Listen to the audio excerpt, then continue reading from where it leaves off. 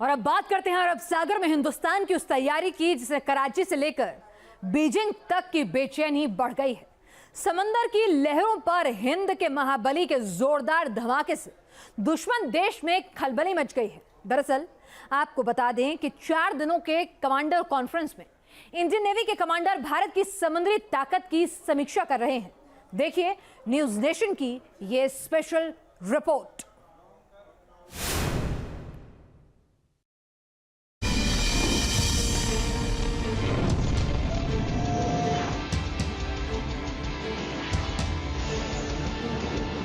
अरब सागर में दिखा हिंदुस्तान का दम।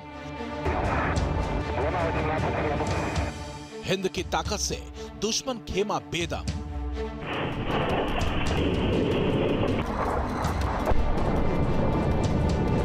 नीरे सागर में ये हिंद की हुंकार है।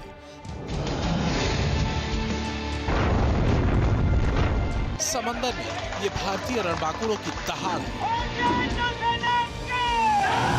समंदर में इंडियन नेवी का ये शक्ति प्रदर्शन चालबाज चीन के लिए चेतावनी है कि अगर भारत के समुद्री इलाके में झांकने की कोशिश की तो उसका अंजाम ये होगा। इंडियन ओशन रीजन पानी का वो अथाह क्षेत्र जिस पर चीन की नजर सालों से है। भले ही लद्दाख से लेकर अरुणाचल तक की एलएसी पर चीन लगातार टेंशन बढ़ाए रखता है, लेकिन उसकी असल दिलचस्पी हिंद महासागर में ही है, क्योंकि हिंद महासागर ही वो दरवाजा है जहां से चीन को दुनिया के दूसरे हिस्सों में एंट्री मिलती है। और चीन की उसी चालबाजी का जवाब है भारतीय नौसेना का ये युद्धाभ्यास। वेस्टर्न सी बोर्ड में देखिए किस तरह से भारतीय नौसेना अपने अचूक मिसाइल से युद्ध की तैयारियों में जुटी है। साथ ही वॉरशिप, सबमरीन और फ्रिगेट के साथ दुश्मन को अपना दम दिखाने के लिए तैयार है। इंडियन नेवी ने अरब सागर में 15 युद्धपोतों और पनडुब्बियों के साथ ड्रिल किया। पहले से तय किए गए टारगेट को भेदा। ड्रिल में भारतीय नौसेना के शक्तिशाली वीर, तलवार और ब्रह्मपुत्र कैटेगरी के युद्धपोत शामिल थे। भारत के पास सुपरसोनिक मिसाइल है KH-35, जो उड़ान मिसाइल ने अभी मॉस्को को गिराया।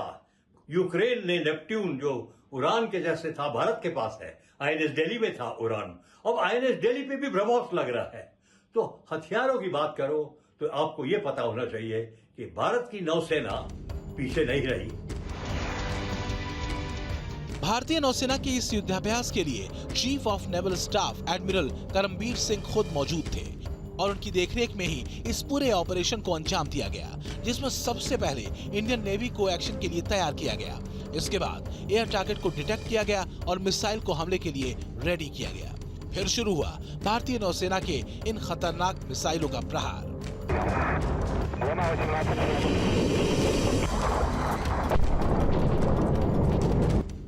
इस ऑपरेशन के दौरान एक के बाद एक मिसाइल दागे गए और दुश्मन के हर ठिकाने को निशाना बनाया गया।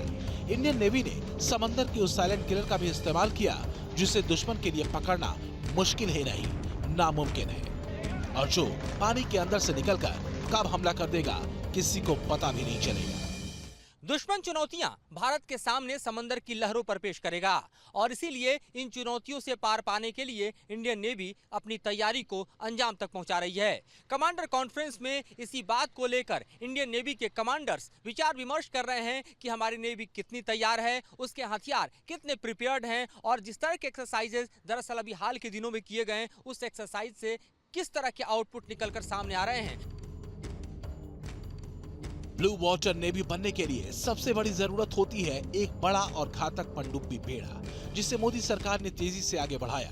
प्रोजेक्ट 75 के तहत भारतीय नेवी के पनडुब्बी बेड़े का न सिर्फ आधुनिकीकरण किया गया बल्कि नई पनडुब्बियों को भी कमीशन दिया गया। सिर्फ नेवी के हथियारों और सिस्टम की तादाद ही नहीं बढ़ाई गई बल्कि लगातार युद्धाभ्यासों से नौसेना के स्ट्रेटेजिक एक्सपोजर को भी धार लगातार दी जा रही है।